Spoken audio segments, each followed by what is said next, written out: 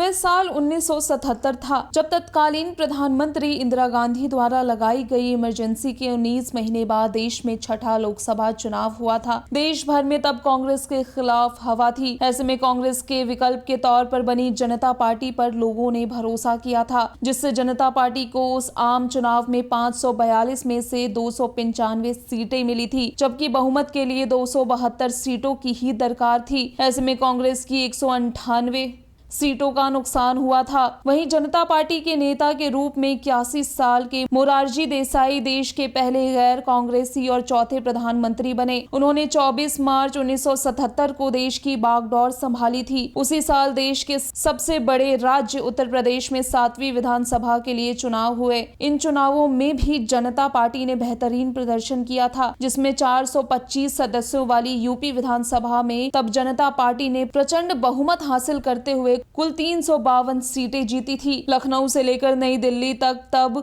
सियासी अटकलों का बाजार गर्म था कि राज्य का दूसरा गैर कांग्रेसी मुख्यमंत्री कौन होगा। इससे पहले चौधरी चरण सिंह पहले गैर कांग्रेसी मुख्यमंत्री बन चुके थे और उन्होंने 1967 से 1968 और फरवरी 1970 से अक्टूबर 1970 तक राज्य की कमान संभाली थी, लेकिन अब केंद्र में अहम भूमिका निभा रहे थे। जब यूपी में नई मुख्यमंत्री के नामों पर मंथन हो रहा था, तभी केंद्रीय स्वास्थ्य मंत्री राज नारायण, जिन्होंने इंदिरा गांधी को चुनावों में हराया था, जनता पार्टी के अध्यक्ष चंद्रशेखर के पास गए और आजमगढ़ से पहली बार सांसद बने। राम नरेश यादव को सीएम बनाने का प्रस्ताव दिया। राम नरेश यादव राज नारायण के काफी करीबी थे। इसके बाद दोनों नेता प्रधानमंत्री मोरारजी देसाई के पास गए और उन्हें भी मना लिया। यह सब इतनी जल्दी हुआ कि किसी को कानो कान खबर तक नहीं हुई। राम नरेश यादव को भी समझ में नहीं आया, लेकिन उन्हें 22 जून 1977 की तपती दोपहरी में बुलाकर एक सील बंद लिफाफा थमा दिया गया और फौरन पहली ट्रेन से लखनऊ रवाना करा दिया गया। उन्हें कहा गया कि ये लिफाफा सीधे राजभवन जाकर गवर्नर को देना है। अगले ही दिन सुबह सुबह राम नरेश यादव लखनऊ मेल में उतरकर स्टेशन से रिक्शा लेकर राजभवन चल दिए। तभी उन्हें आकाशवाणी के निदेशक रास्ते में मिल गए और उन्हें बतौर मुख्यमंत्री बधाई देने लगे। आकाशवाणी के निदेशक ने उन्हें राजभवन तक अपनी गाड़ी में चलने का अनुरोध किया, लेकिन सादा जीवन जीने वाले राम नरेश यादव ने इसे सविनय ठुकरा दिया। बाद में उसी दिन यानी